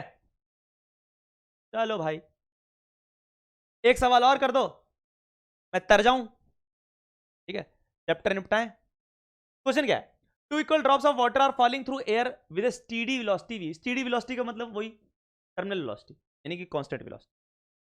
टर्मिनल वेलोसिटी होता है स्टीडी वेलोसिटी, स्टीडी बोलो, यूनिफॉर्म बोलो, टर्मिनल वेलोसिटी बोलो, सब सेम ही चीज है। तो दो इक्वल ड्रॉप थे, यानी कि शेप साइज सब कुछ सेम ही है, इवन वाटर के ही है। दोनों की स्टीडी की वेलोसिटी कितनी है सर, ये है, इसकी वेलोसिटी वी है, इसकी वेलोसिटी क्या है, दोनों इक्वल ड्रॉप्स हैं, वॉल्यूम वॉल्यूम सब कुछ इक्वल है, इनके रेडियस भी क्या है, इक्वल है, वाटर के ही है। इफ द ड्रॉप्स कॉलसेक्ट कर जाते हैं, दोनों मिल जाते हैं। अब दोनों मिलेंगे तो भाई बड़े वॉल्यूम का ड्रॉप बनाएंगे, कुछ समझो, आर डैश रेडियस का बना। पूछा है कि इसकी बताओ टर्मिनल वेलोसिटी की, स्टीडी वेलोसिटी की, बता सकते हो ना। अब ऑब्वियस ही बात है भाई, वीटी जो है, वीटी है वो डायरेक्टली प्रोपोर्शनल टू क्या होता है, रेडियस का स्क्वायर, टर्मिनल वेलोसिटी। तो पहले जो वी थी वो डायरेक्टली प्रोपोर्शनल टू क्या था, आर का स्क्वायर था। अब हमको पूछा है कि जो नई वाली वेलोसिटी है, टर्मिनल वेलोसिटी, वीटी बोल देता हूँ नई वाली टर्मिनल, तो इसकी वेलोसिटी को क्या बोल दिया मैंने, वीटी बोल दिया। वो किसके डायरेक्टली प्रोपोर्शनल होगी, वो आर डैश के स्क्वायर के डायरेक्टली प्रोपोर्शनल होगी। अब आर डैश निकालना बेसिकली, आर डैश क्या होगा सर। बेटा इस बार मैं जानबूझ के क्वेश्चन प्रोपोर्शनलिटी में करा रहा हूं ताकि आप भी सीखो कैसे करते हैं। इतना टाइम नहीं होता कि खोल खोल के पूरा फॉर्मूला लिखो, फिर रेशियो लो डिवाइड करके, पक इतना थोड़ी करना है। देखो ये और ये आपस में क्या है, ऐड हो रहे हैं, ऐड हो रहे हैं, यानी कि दोनों का वॉल्यूम मिलकर इसके वॉल्यूम के बराबर होगा, यानी 2 टाइम्स 4/3 पाई आर का क्यूब इज इक्वल टू 4/3 पाई इसके क्यूब के बराबर, 4/3 पाई आर डैश के क्यूब के बराबर। इन दोनों का वॉल्यूम इसके वॉल्यूम के बराबर होगा। देखो 4/3 पाई तो कट गए भाई, आर डैश किसके बराबर आ गया सर, आ गया 2 की पावर 1/3 आर, नहीं तो आएगा। तो यानी कि जो टर्मिनल वेलोसिटी है बड़े वाले ड्रॉप की, जो कि मिलके बना दोनों से, आर डैश की वैल्यू कितनी है सर, 2 की पावर 1/3 आर का। तो terminal velocity is directly proportional to 2 की पावर 2/3 आर का स्क्वायर। अब सर आर का स्क्वायर तो किसके डायरेक्टली प्रोपोर्शनल है, वी के। मैं बोल सकता हूं कि जो वी टी है वो एक तरह से क्या हो गया अपने पास 2⁻²/3, है ना। समझ लग रही है ये बात, 2⁻²/3। अरे समझ लग रही है बात। ऐसे करते हैं अच्छे बच्चे सवाल, इतना टाइम नहीं होता, पूरा फॉर्मूला लिखो, उसमें वैल्यूज पुट करो, डिवाइड करो, फिर निकालो, ऐसे प्रोपोर्शनलिटी के हिसाब से खेला करो, सीखो, ठीक है। तो देखो बेटा, ये था अपने पास कंप्लीट चैप्टर, ठीक है। उम्मीद है आप लोगों को समझ आया होगा, उम्मीद है आप लोगों को समझ आया होगा। एक छोटी सी चीज और है, रेनॉल्ड्स नंबर। वो बात है कि इतना खास इंपॉर्टेंट नहीं, कतई इंपॉर्टेंट नहीं है, लेकिन देख लो, थोड़ा सा ज्ञान एक्स्ट्रा बांट देता हूं। रेनॉल्ड्स नंबर, रेनॉल्ड्स नंबर क्या करता है? रेनॉल्ड्स नंबर हमको टाइप ऑफ फ्लो के बारे में बताता है। Type of flow from pipe, किसी पाइप से किस टाइप का फ्लो हो रहा है। समझो अपने पास एक पाइप है, उसका जो डायमीटर है वो क्या है, डी है। तो इसमें से जो भी फ्लूइड निकल रहा है, समझो वी वेलोसिटी से निकल रहा है, तो ये जो वी वेलोसिटी से जो फ्लूइड निकल रहा है, ठीक है ना, ये किस टाइप का होगा, ये रेनॉल्ड नंबर से हम लोग बता सकते हैं। रेनॉल्ड नंबर होता है आर ई, ये होता है रो यानी density of the fluid, to v यानी किस वेलोसिटी से निकल रहा है, इनटू डी यानी कि डायमीटर, अब डिवाइडेड बाय ईटा। ईटा क्या है अपने पास, कोएफिशिएंट ऑफ विस्कोसिटी। वी क्या है, वेलोसिटी, डी है डायमीटर। एक्स्ट्रा इन्फॉर्मेशन है सारा कुछ, कभी आ जाए जिंदगी में, तुम कर दो पेपर में हो जाए तुमसे, तो तुम्हें याद करो मेरे को, सर ने बताया था। वी क्या है, वेलोसिटी ऑफ फ्लूइड, इंपॉर्टेंट कतई नहीं है, लेकिन भाई साहब क्या जाता है, इतने तो याद करना, ठीक है। और रो तो पता ही है डेंसिटी होगी फ्लूइड की, ईटा पता है कोएफिशिएंट ऑफ विस्कोसिटी। तो ये होता है रेनॉल्ड नंबर। अब सर इसका काम क्या होता है, कैसे बताता टाइप ऑफ फ्लो? अगर आप रो पुट करो, वेलोसिटी पुट करो इस फ्लूइड की, डायमीटर पुट करो पाइप का, और ईटा पुट करो, मतलब डायमीटर ऑफ पाइप का मतलब वही कि diameter of cross section of pipe, समझ तो पाते हो ना, डायमीटर ऑफ पाइप का मतलब डायमीटर ऑफ क्रॉस, तो अलग ही हो, टॉपर आ जाओ तुम तो, इनका ही समझ लो। तो भाई साहब ये आ गया। अगर तो रेनॉल्ड नंबर की जो वैल्यू है 1000 से कम है, तो जो फ्लो आता है वो अपने पास कैसा फ्लो आता है, स्ट्रीमलाइन फ्लो। हम बोलते हैं कि स्ट्रीमलाइन फ्लो है, तो पाइप से जो फ्लो है वो कैसा है, स्ट्रीमलाइन फ्लो। अगर जो फ्लो है अगर उसको टर्बुलेंट होना है, तो जो रेनॉल्ड नंबर आता है ना वो 2000 से ज्यादा आता है, तो बोलते हैं टर्बुलेंट। अगर इस वैल्यू की जो ये जो चीज लिखी है इसकी वैल्यू आप पुट करोगे, सारा कुछ पुट करो, अगर ये चीज 2000 से ज्यादा है तो हम लोग बोलते हैं टर्बुलेंट फ्लो, टर्ब्यूलेंट। लेकिन अगर रेनॉल्ड नंबर क्या हो सर, 1000 और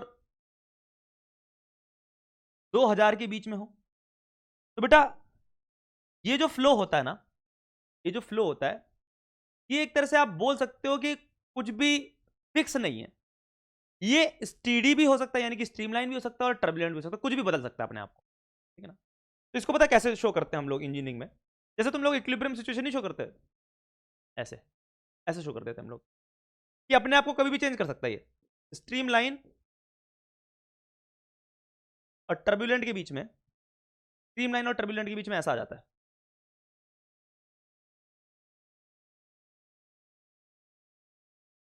समझ लग रही बात? इसको ऐसा करता हूँ, साफ साफ लिख देता हूँ, मेरी समझ से जगह खत्म हो गई इधर पे। देखो अगर रेनॉल्ड नंबर क्या है, 1000 से कम है, तो कैसा फ्लो, स्ट्रीमलाइन। अगर 1000 से ज्यादा है लेकिन 2000 से कम है, तो फिक्स नहीं है, स्ट्रीमलाइन से कभी भी टर्बुलेंट में जा सकता है, टर्बुलेंट से कभी भी स्ट्रीमलाइन में हो सकता है, फिक्स नहीं, ठीक है।